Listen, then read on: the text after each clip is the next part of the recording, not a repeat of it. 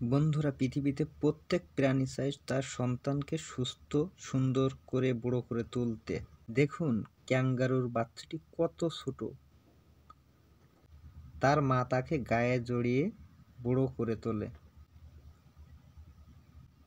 বাইরের বিপজ্জনক প্রাণীর হাত থেকে রক্ষা করতে তার নিজের পেটের ভিতরে লুকিয়ে রাখে।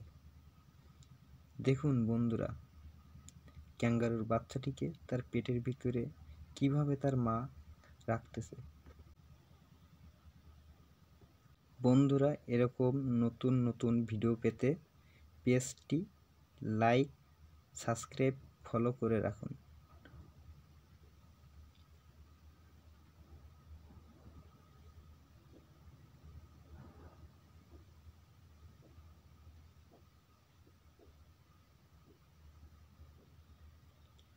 সবাইকে ধন্যবাদ। সবাই ভালো থাকবেন।